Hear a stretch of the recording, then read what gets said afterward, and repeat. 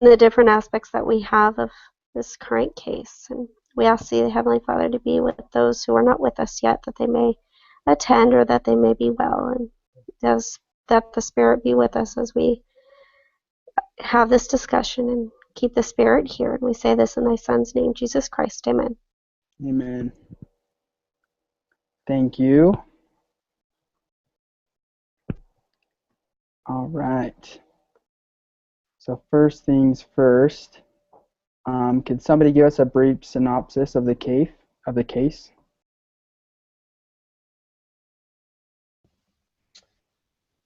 I could do that. Thanks. So we got this guy, Thomas Green, and he used to be an ATM salesman, and he's a young kid, and I'm probably going to miss something, but he sold ATMs for like 7 years, and then he got into this new company, and he thought, oh, I'm going to move up really quick, and he was a little cocky, and he got with one of the executives and named McDonald and showed her that he's real hot stuff, and within just 3 or 4 months he had moved up to senior marketing analyst, and then he realized that he might be in too deep because his boss wasn't very happy with his work. His boss, Frank, was real critical of her work and maybe even trying to get rid of him. And that's where we're at, I think. So. Awesome. So the first thing, what are a couple key issues you guys see in the case to start us off?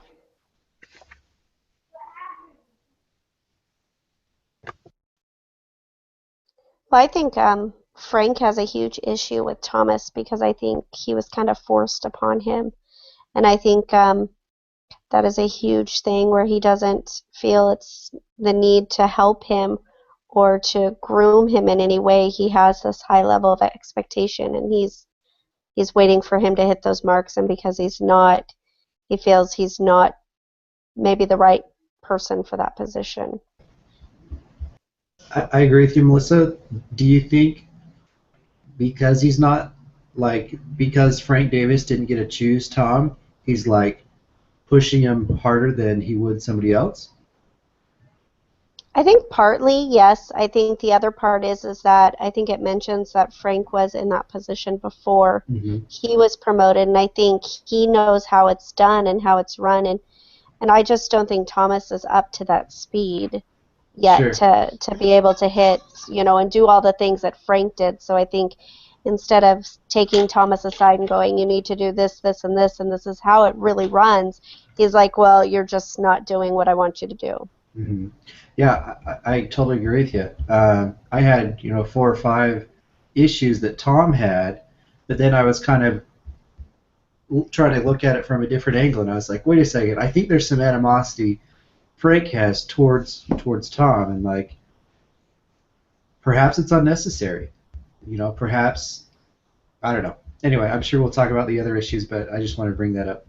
I think it is unnecessary, but it wasn't cool of Shannon McDonald to just go ahead and hire him without any input from Frank Davis when he thought he was going to get to choose. I mean, Shannon McDonald, she openly said, there's going to be some fallout. You got to deal with it. And she didn't offer the support that she should have to help him deal with that. Mm-hmm.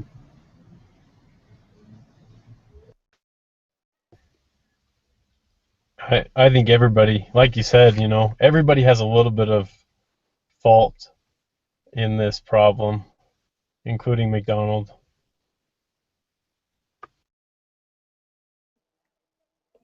Definitely. So I definitely think those are some great issues that we touched on. Does anybody else have any other issues or problems that they wrote down for their case analysis?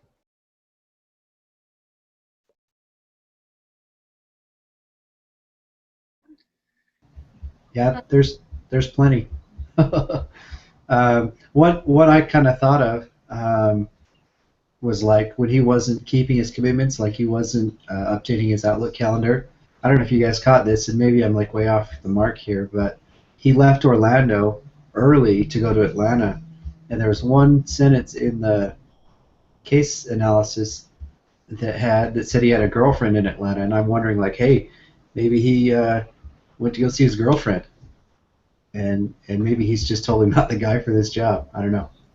Well, I think that's Davis's problem is because he doesn't keep him up to speed and let him know where he is that he has that mistrust. Like, should he trust him or shouldn't he? Make a good point with that. Yeah, it's interesting. I never picked that out reading, but there could definitely be some ulterior motives going to Atlanta a day early. Mm-hmm. And it wouldn't have been that hard to inform Davis, hey, nothing's really going on here. I'm going to head out a day early and go to Atlanta and meet with these people. It takes like 5 seconds, and he would have had it done and updated. So that's interesting.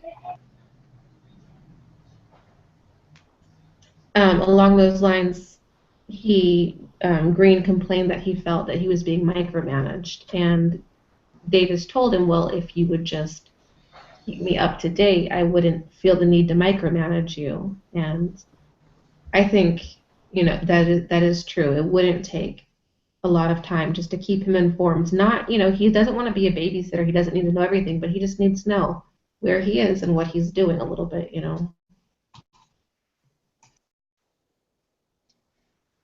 Yeah, I think that Tom being in a new position, I feel like with any position when you get promoted, especially when it's more outside of the norm, if you don't quite have the same experience and you really have to prove yourself in that new role, you should go into it looking for critical feedback to make sure you're doing your job right at the beginning. But I felt like Tom went in there a little bit hot-headed and felt like he knew better than Frank did.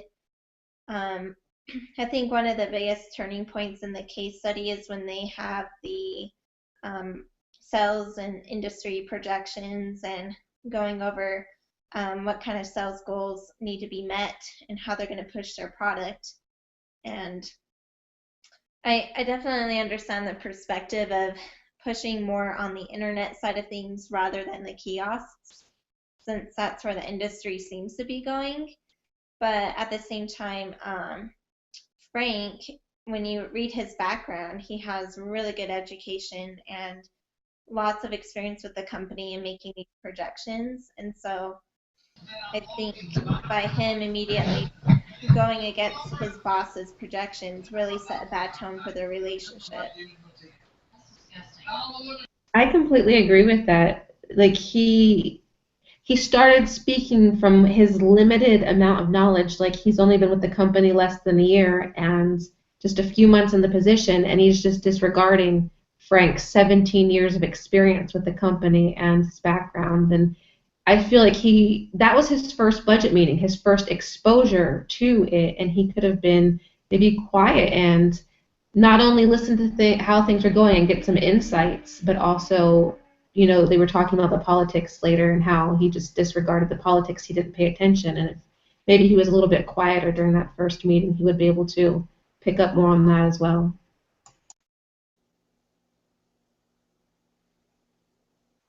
I agree. I think he should have definitely been more. Um, he shouldn't have come in so hot-headed. He should have come in, where he was in the position and took the opportunity to learn from the more experienced person in that position. So that would have benefited him better, everyone better.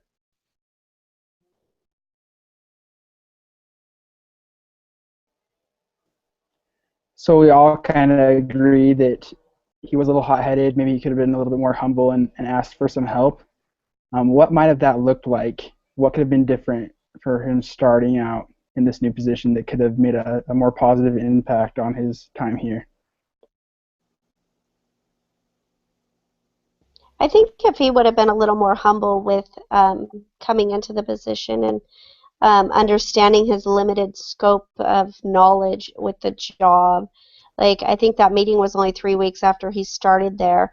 And, Frank had been in that position. He made those judgment calls before, he even moved. So he knew where it was. And I think if he would have, after the meeting, pulled him aside and said, where do you see this budget? Where do you see, these goals that you want from me, and how can I fix it? I think if he would have been a little more humble, reaching out to seek the help he needed, I think it might have gone a little better. I think he could have even done it in the meeting too. The issue was he was like, that's impossible. And, later Davis said that, he wants people to come to him if there's issues, but he was just so negative about it. So if he would have just been like, maybe asking questions, because he is newer, like, I'm not certain how this all lines up, and this is my concern. Can you guys help me understand this better? I think that would have been well received. I am so sorry. I completely spaced class tonight. But I agree. I think that he should have taken some steps forward to be more proactive on trying to figure out what is required of this position. Do you guys think that during the meeting was an appropriate time to bring that up, or should have he gone to Davis before they had the meeting or after they had the meeting and kind of discussed those things?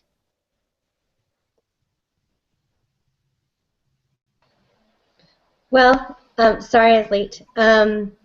I think, certainly, I think I'm in agreement with most of you that Green is the primary problem here, but I do think that the meeting was the first time that Davis, or that Green heard about the projections, like he didn't know what he didn't know.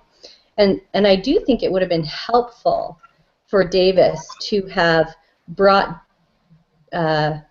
taken the opportunity to bring Green up to speed and kind of tell him, since this is something that normally Green would have prepared, that it would have been opportune for Davis to bring him up to speed before the meeting so that they could have presented as a team.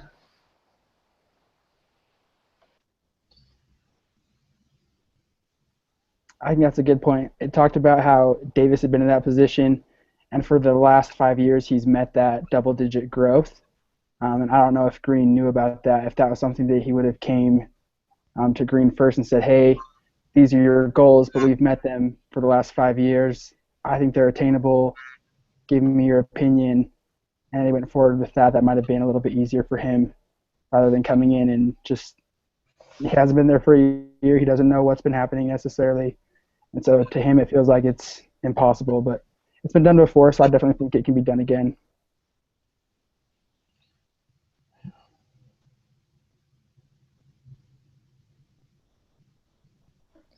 I was also going to mention that it doesn't seem like Tom is a very good team player. And there was a part in the case study where one of the other market specialists that was working with him, I have his quote, and he says, I can tell he has put a lot of thought into his strategies, and I really like working for him. However, the clients are starting to ask me for hard data to back up his claims of cost savings. They are also requiring memos and presentations to bring to their superiors that justify the expenditure. Thomas doesn't really work that way. He would rather talk through the issues face to face. So I thought it was a really important part of the case study that they interjected that, because it went outside of Shannon and Frank to kind of show that this is a real issue. It's not just a perspective or an opinion. I think overall it just shows that Tom isn't willing to conform to how the company's run and the way that they communicate. He has his own style that he's probably developed as an account executive that's very personal and develops that client relationship. But at the end of the day, a business is run on numbers and data and charts and information, and if he can't provide that, he's never going to fulfill this new position well.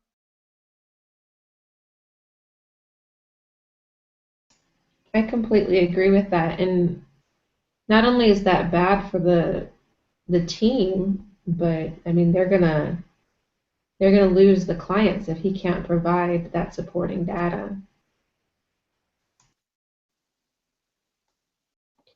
I think not even on the client side, but with Frank, if he can't prove what he's doing, Frank has no proof of his value in the company. If you don't manage your time and you're able to acknowledge what you've done and prove what you've done, he's just wasting time to me. In the Speed of Trust book, Melissa kind of addressed that when it talked about results. Like at the end of the day, you got to get it done. You got to produce the results. And that one of the things that I was rereading about results was that it is towards building trust, and Green wants to take a new direction. And in order to be able to have the trust to take that new direction, he's going to need to produce, not just talk about it. I mean, he kind of needs to, get results. Yeah, I talked about in the case study how he's very charismatic and he's really good with people. And it sounds like from the beginning he's kind of been that person that doesn't necessarily present a bunch of data. There's another quote in here. When he first starts and goes out with Davis, meeting some clients, Davis says, "We had some good meetings this week, and the clients responded well to your ideas. However, I think that we would have been more effective if we had been able to provide the clients with some market data." Mm-hmm. So just kind of reaffirming those points that he's really good at getting people on board, informing people, but he's not so great about walking the walk and giving them the results that they need to actually make the decision.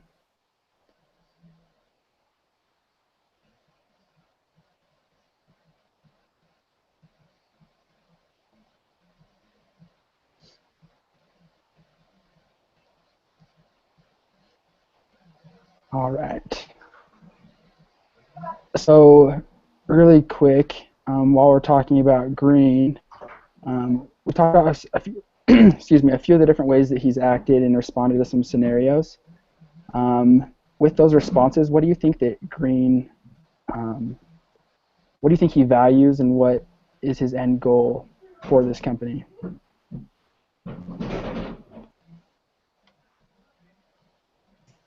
I feel like his goals aren't necessarily for the company, but more individual and personal goals. Like he wants to excel and he wants to impress people, and not so much team and company goals.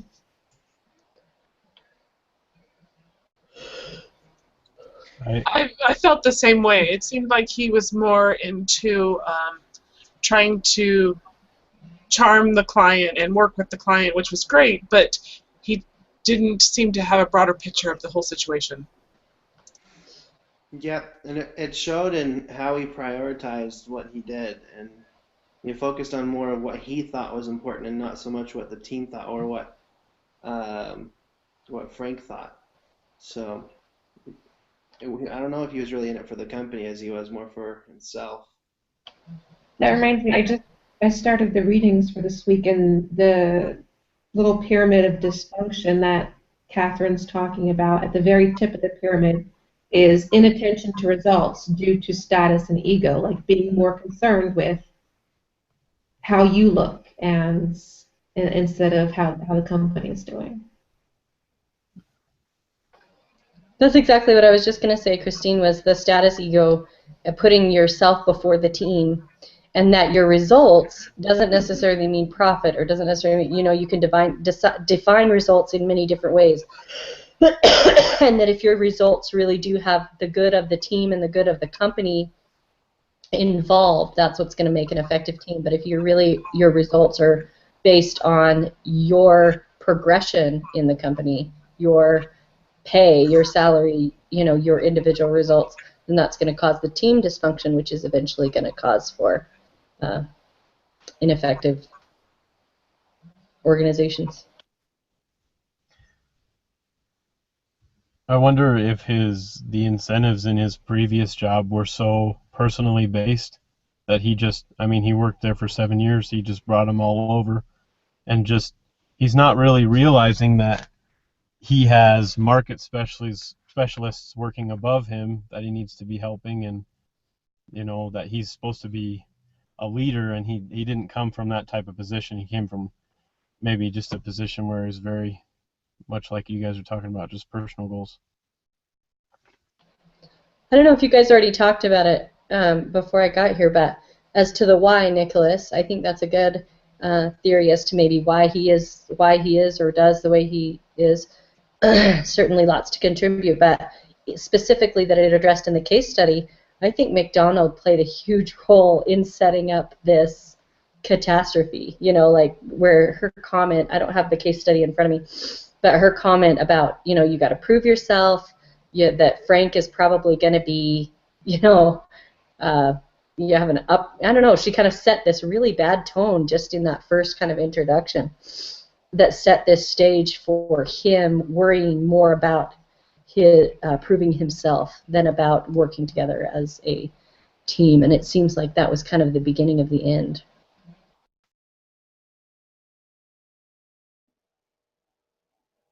Going along with that, if you guys were in McDonald's shoes, would have you hired Green?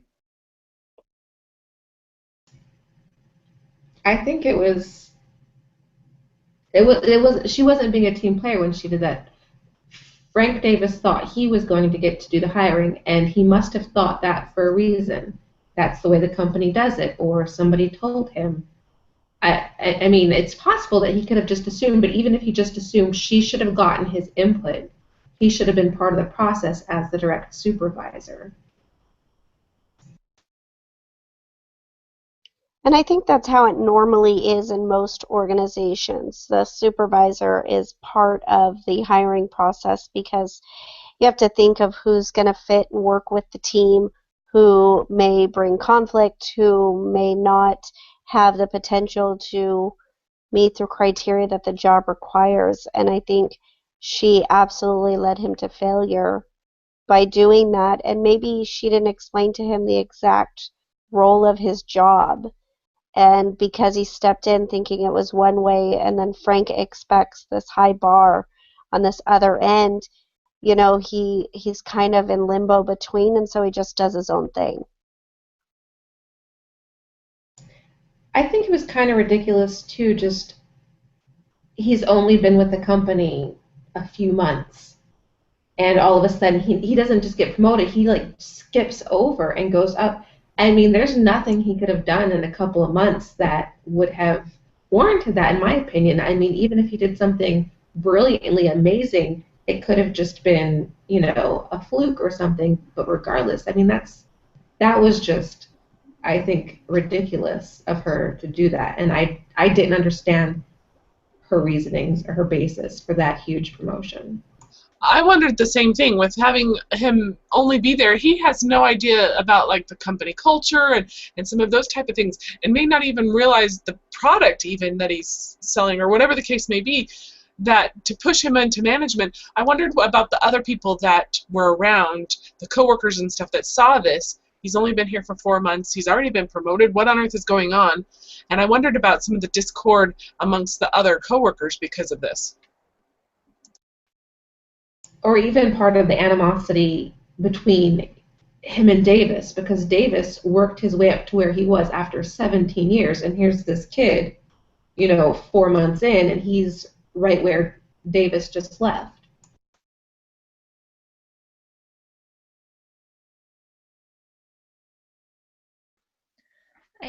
I think that Tom probably came off like a superstar because I think he had like 6 or 7 years of account executive position in the banking industry before, which is pretty closely related to what this company was founded on. They started off with doing ATM machines for banking companies.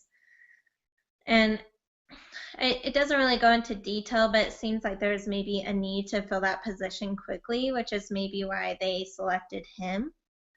But I wonder if Shannon maybe didn't really delve deep into what his actual skills are, right?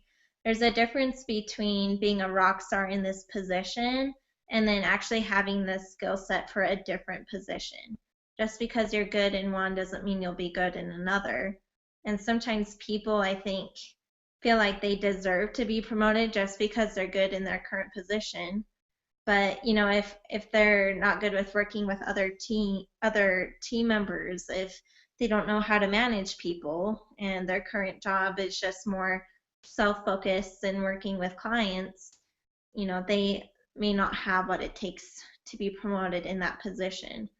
So I think of anything, Shannon should have given him more of a probationary period and said, hey, it's really unusual that we promote someone this quickly, but you've shown a lot of talent, but we want to see what you can do in this type of role. And here's your expectations, and you have 90 days to kind of meet our expectations before we really give you this opportunity. Well, and I feel the same way. And they didn't offer him any management training and told him just to learn from the other managers. And my thought was, well, is that on like everyone's own time? I mean, it's possible he went over to the other managers and was like, hey, can you help me? And they're like, what? I am swamped. I'm just too busy. So maybe he didn't get any training on that management skill. And so here he's being thrown into this situation and not known how to do it. Like you mentioned, he doesn't have the skills needed for this. And then they're like, wait, why is he not performing like we thought he would? Well, what have you done to help him? I think that's a good point because McDonald kind of in the beginning obligates him and says, hey, you need to get with, she says, because of your inexperience, you need to get with some of these other senior market specialists, and that's Jack Brown and Michelle Jones. And it's never mentioned during the case that they spoke. In fact, their names are only mentioned in the hierarchy chart, and then Michelle's name is mentioned one time when Frank was using her as an example of what Thomas was not doing well. So her name's only in there twice, and Jack's only in there once, and they were. It seems like, those were his best role models of what he should have been doing in his role, and yet, from our knowledge, we don't even know that they ever even met.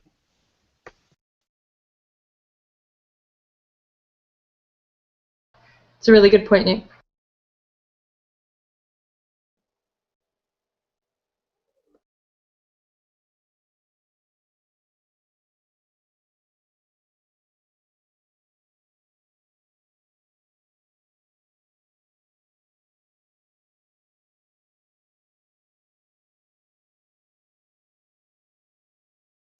Brennan, I saw your lips moving, but nobody could hear you. You're muted. Gotcha. Sorry about that. Yeah, I was just saying that I think that's a really good option, as well as having Frank give him some more training where he just left out of that position, where he's already reporting to Frank. They could just take an extra 5-10 minutes every so often and get some pointers from Frank about what he did to succeed in that position. Because obviously he had to do pretty well to be able to be considered for advancement from that role in the first place. So I think that he could have done more to go to Frank and ask for that, but I also think that Frank could have extended his hand and said, hey, let me help you, instead of just focusing so much on the numbers of what Green wasn't doing and wasn't accomplishing. It sounded like they had a few different run-ins and performance reviews, and they always ended with Green frustrated.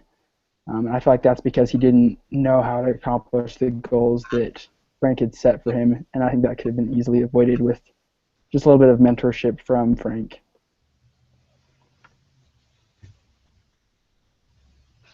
I hadn't considered that, Brennan. It's a good point. I kind of was just like, I thought Davis was going above and beyond to like give him feedback, to like open communication involving McDonald. I wanted to ring Tom's neck and be like, come on, get with the program. But I hadn't considered the mentor aspect. Yeah, I like how Davis, I understand his frustration in Thomas, but I think Davis did a good job in saying, here specifically are the things you need to do to improve. And I think that directive, that clear directive, is exactly what Tom needs.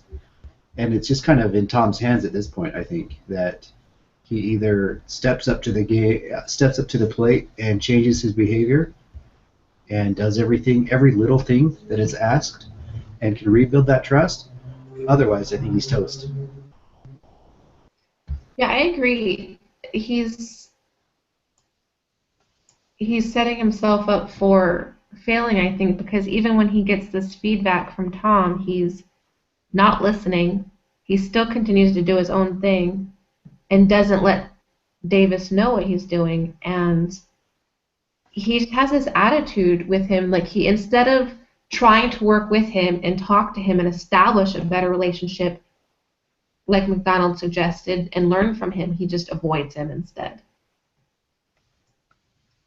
I think, Christine, that's a great thought, and I was thinking that leads into they talk about his bad attitude, at work and stuff, and I think going and talking to other managers and complaining in other departments is not helping himself. He talks about not understanding the office politics, but that's going to come bite you in the butt because people are going to start assuming you don't want to be there, and then you're creating a discourse amongst the different departments, and there's no harmony there at that point.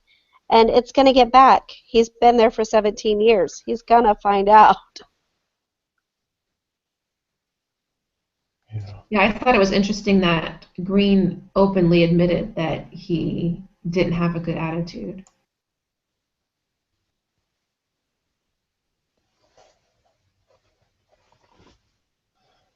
Yeah, I found that interesting too, that he was willing to admit that he didn't have the best attitude, but it didn't seem like he was actively trying to find anything to improve on. He just kind of acknowledged that it was a problem and let it be, almost as if there wasn't anything he could do to fix it. Yeah. To be kind of the devil's advocate here, I can definitely side with Tom to a degree because he obviously does not personally agree with the projections, with the way that they communicate, with where the focus is currently at. And, if I had come into a newly promoted position and I had learned a lot from my short experience, in working with clients one-on-one, and then I come into this meeting and I feel like they're left field in where they're going and it's unrealistic, I think that can set a pretty negative tone easily. And I think it's surprisingly easy to come off negative at the workplace. I even have to kind of catch myself at my own job because sometimes it's fun to vent, right? Like every company has their problems. There's like stupid people that you deal with, and it can be really easy to vent to a coworker that you trust. But the more you do that, the more you come off as having that negative attitude.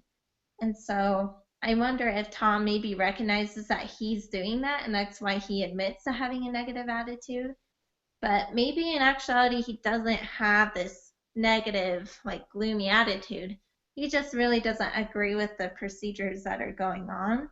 And he's not learning to filter that in a professional way and using it constructively to try to understand, okay, why are we doing it this way? Like, you're asking me to do this. I don't agree with it because of X, Y, and Z.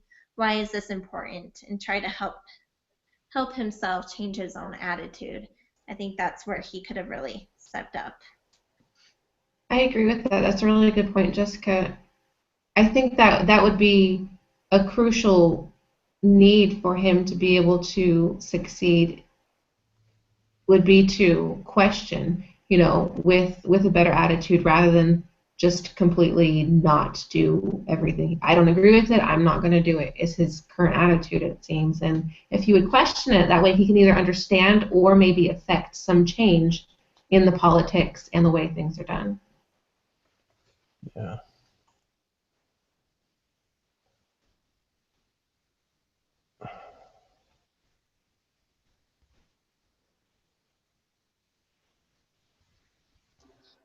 I keep thinking about how young he is. That, he's still just a kid. And I know some of you may be that same age. But, and I'm like, well, maybe he just needs a little bit of love and support. And not that I'm condoning any of his behavior, but when he's acting like a teenage brat, I'm like, oh, he is just a kid. He probably doesn't understand some of this, like somebody mentioned, the dynamics and the politics of work and stuff. And yeah, he probably should step up and everything, but I keep coming back to, well, he seems a lot like my kid, and maybe he just needs an extra love. Um,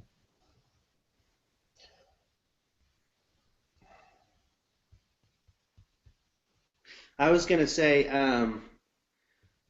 I think in response to that, he's a professional and he's expected to have a good attitude, and maybe he doesn't have that knowledge yet, but he performed really well and he was promoted and he's a professional. So I think what it comes down to is attitude, like it's already been discussed. But a good attitude adjustment for him, I think would definitely go a long way. I do agree with that. I just wanted to say too, from reading Five Dysfunctions of a Team, and I don't think we've actually gotten this far, but I was reading ahead, and it talks about how when you give yeah, I don't know if this was in this week's reading assignment or not, but it talks about if you're given an opportunity in a team to say, okay, I don't like this, but at least if you're given that opportunity, then you'll be more likely to concentrate on the team goals. But if you're not, then um, you'll grudgingly work on it. And I just keep thinking about that principle, that really he's kind of just grudgingly working on it. I feel like, and I wrote in my thing that I think that Frank and Tom should have to get together and come to a goal that they both think is realistic, and they're going to have to compromise. But then in the end, hopefully Tom could come forward and really put a good attitude on it, because he would have had some say in the goal. And I wonder if they couldn't come to a better goal at like 8 or 9% as opposed to 10.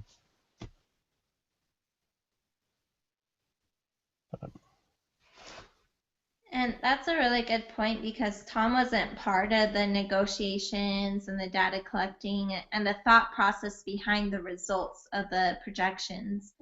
I know that I've been personally involved with, maybe implementing new processes in the workplace, and there is a lot of back and forth, and we finally had a compromise on something that maybe still wasn't the best option, but is what we could do at that time.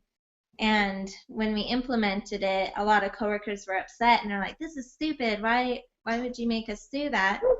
And not understanding, the other sides and the other things that were discussed. You might be, "Oh yeah, if I understood that, maybe I'd be more aligned to this new way."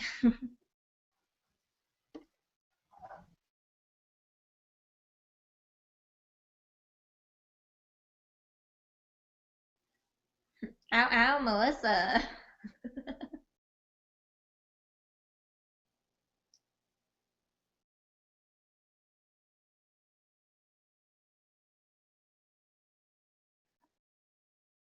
You're muted, Melissa.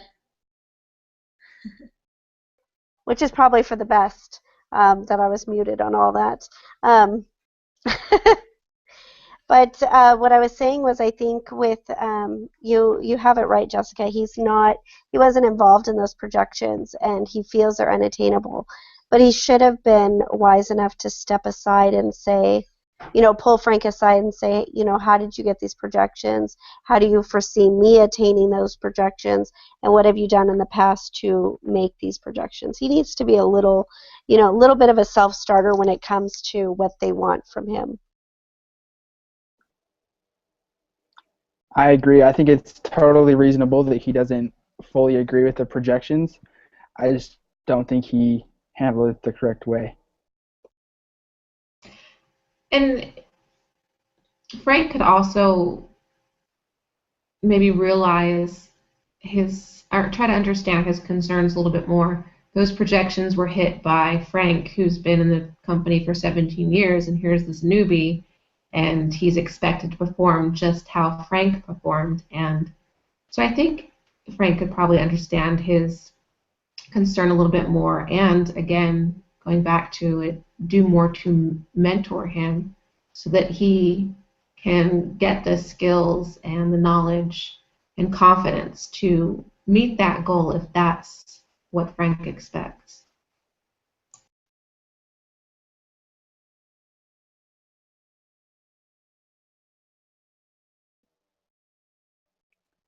So we've covered a lot of good things, and we're kind of running out of time.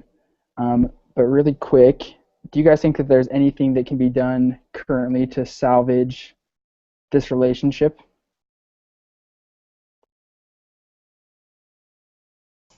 Honestly, I think it's going to take a major attitude change, or at least perception of an attitude change on Davis for Green's attitude. Well, and I think what I loved about the trust book so much, that I liked even better than the dysfunction book, was that you can rebuild trust in a relatively short amount of time. You know, that if you change your behavior, if you get the results, if you do those trust behaviors that will lead to rebuilding that friendship, that relationship, that trust can really be established quickly. So much can be forgotten quickly. The 5 Dysfunctions book has been a little bit more disheartening because it seemed like it's been a lot more like it's going to be a lot of work. It's rough ahead, and that feels a little bit more real. I think you certainly get out of it what you put in, but I think that if Green's acknowledgement that there is a problem is certainly a step in the right direction.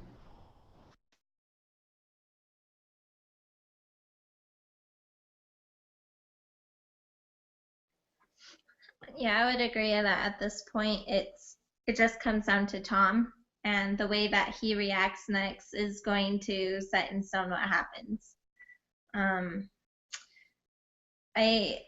I'm kind of surprised that towards the end of the case study his thoughts were, well, maybe I should get a different job. And just him thinking that makes me think he's not going to do what it takes to salvage his reputation and to meet the expectations, because if you go into a new position, you get promoted quickly, that company is obviously trying to treat you well, and they're looking out for you in some degree. And if you've received some critical feedback from your boss and he's like, hey, you need to step up on these things, his first reaction should be, to have some humility and take accountability and really work on those things as much as he can. And if there's things he doesn't understand or doesn't think is a problem, to have a real discussion with his manager about that in a non-personal way. I think that he kind of took Frank's opinion of him more of a personal thing instead of a professional observation of where he's at. So it just really comes down to him. I think both Frank and Shannon would react well if he would take the initiative first.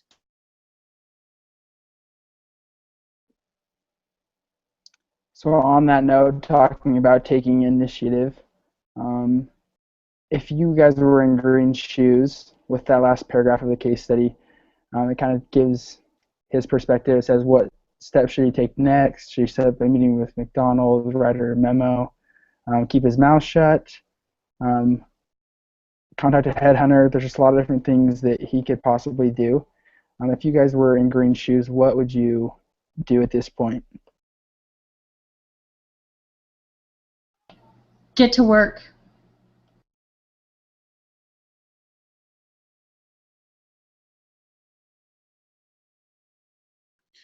I agree.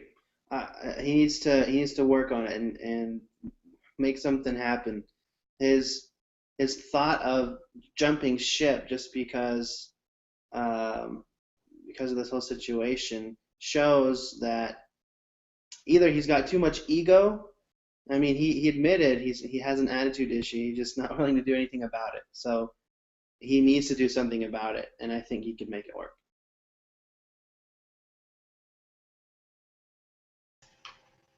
I agree. I think he could make it work. And if he doesn't, it seems to me that he's going to take his problems to another company that are probably just going to come up again, especially as he gets into managerial position or if the politics don't align with his.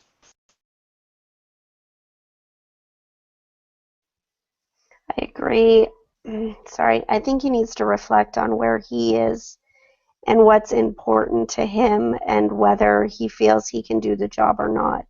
If he doesn't think he can keep up with the demands that are expected of him, whether it's the charts and the following up and keeping his outlook going, he that he's going to find that anywhere you have to be responsible and accountable for your job duties. And if you can't show for it, you might as well just get out of working. So I think he's going to have to reflect on that and make those changes and commit to it and look for the support that he needs to accomplish those things.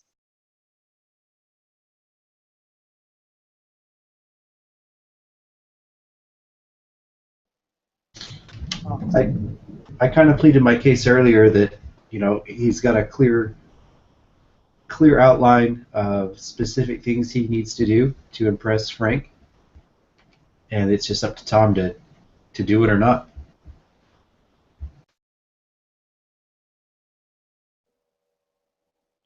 Those are all really good points.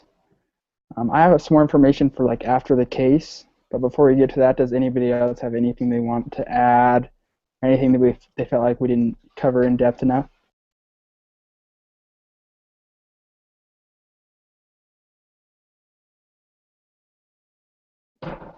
All right, so let me read the after information then. All right, so it says, after McDonald's February 5th, 2008 email, Green took the offense against his boss. He crafted a series of memorandums, emails, reports, and projections that exposed inaccuracies and creative forecasting. This data enabled Green to build some alliances with other marketing personnel who used the data to ultimately side with him. On April 4th, it was announced that Frank Davis was being moved laterally to an undefined special project. However, Green's tactics were seen as overly brutal by many in the company, and although he won the battle against his boss, his career was irreparably harmed. McDonald distanced herself from him. By July of 2008, Green announced he was resigning from his position to pursue full-time studies for an MBA.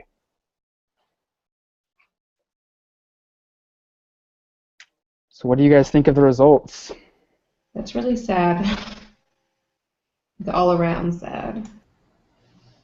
It sounds about right. It sounds, like, was it Christine? Did you say that he would take whatever his attitude was to the next level or to the next place? I think that kind of mentality. Maybe that wasn't exactly what happened, but I think that that's exactly what the attitude is that he's going to carry that attitude with him everywhere.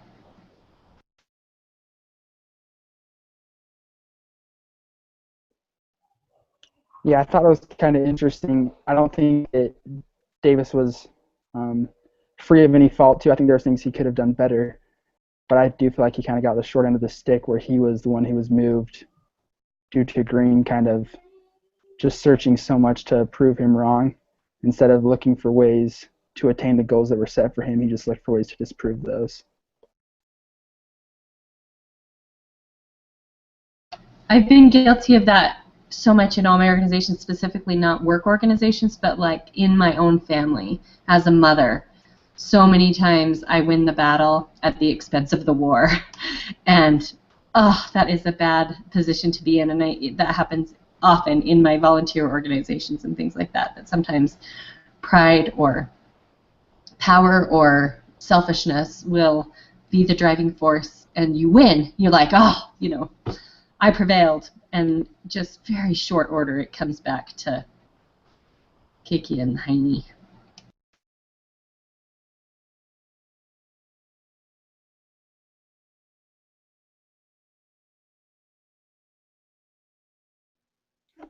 I think that a lot of what the gospel teaches us about being like children, being forgiving, and being humble, being teachable, I think those qualities are something that helps us on a temporal level as well as spiritual. And there are plenty of people in this world who didn't have talent or good circumstances, but they just worked their butt off and they took that feedback and they made every second worth it that they could. And those are the people who really succeed in life. And those are, kind of inspiring stories that we'll hear from people. But I think it's really a good lesson for us to be reminded of, to be humble in our circumstances. And even when we do have great talent and we are doing really well, to be humble enough to recognize that we're not perfect and that everybody's contribution in whatever organization we're in is important. And it's not always about you.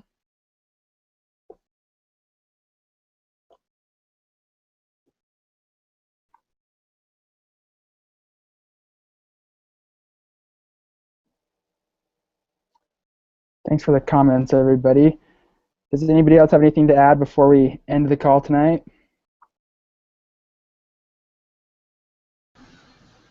Who's our group leader next week? That would be you, Aaron. Is it me? Okay.